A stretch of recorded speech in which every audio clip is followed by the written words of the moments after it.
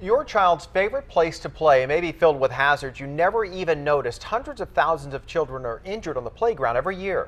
A national safety expert says that they believe that number is actually much higher than that. Consumer reporter Kristen Severance checked out San Diego's playgrounds to see how they measure up. Kristen? And we were the only station to get one-on-one time with this national playground safety consultant. Now, he found something wrong with every park that we took him to. But he told me a lot of times, the worse the neighborhood, the worse the playground. Oh, yeah. This San Diego Moms Club goes to the park every chance they get. The I-Team uncovered problems at parks all over San Diego, problems that could injure your children.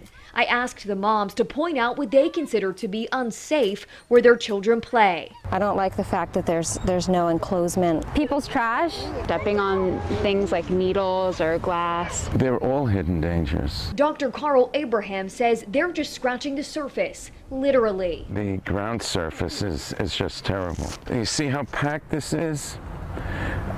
This is unacceptable. The National Playground Safety expert says ground cover is essential in keeping your child safe. National safety standards say the material covering the ground needs to be 12 inches deep. What are they going to fall on? Nothing but a hard ground. 200,000 children are reported injured at playgrounds in the U.S. every year. Abraham has consulted on hundreds of playground injury cases. Why put in a playground for children if you don't maintain it? We took him to several parks all over San Diego to see what he'd find in all sorts of neighborhoods. First stop was a play area at Liberty Station.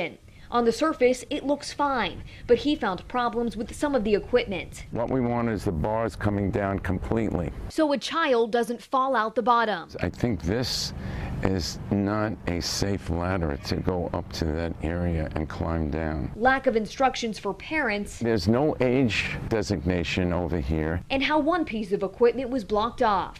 Any child is able to remove this and use this activity. Our next visit was to Rancho Mission Canyon Neighborhood Park. Dr. Abraham said the older equipment wasn't safe. If they fell, their limbs can become entangled into in this ladder, and they can severely injure themselves. He said on a hot day, the metal slide could heat up to over 140 degrees. And cause second and third degree burns to young children. Abraham said the metal equipment should be in the shade. A tire swing also raised a red flag. Look how close he is now to the end posts. Next, we went to Cabrillo Heights Neighborhood Park. There, we found a slide blocked off with chains. It's been that way for months. And you can see the hole. He said cracked plastic at the bottom of the slide was the biggest problem there. It's not whether a park is large or small. The question is whether the park is safe or not. In San Ysidro, the equipment was older.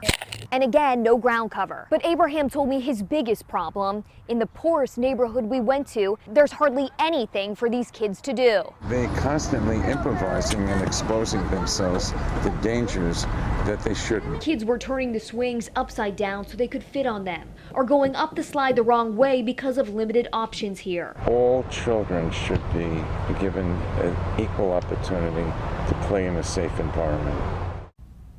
Now, I made a public records request for the most recent safety inspections of all those parks I went to. I'm told those inspections happen every day, but as of right now, I'm still waiting on those documents. For now, we understand that your story is already leading to some changes. Yeah, changes already. So I sat down with the director of the San Diego Parks and Recreation Department. I loaded video onto my iPad. I was able to show her really everything that we found with our experts. She told me that they take safety at these parks very seriously. Changes are already happening. I'm going to have that part of the story tomorrow at 5 right here on 10 News. Great. Definitely Thank you, something Kristen. parents will be interested in. Thanks, Kristen. You bet.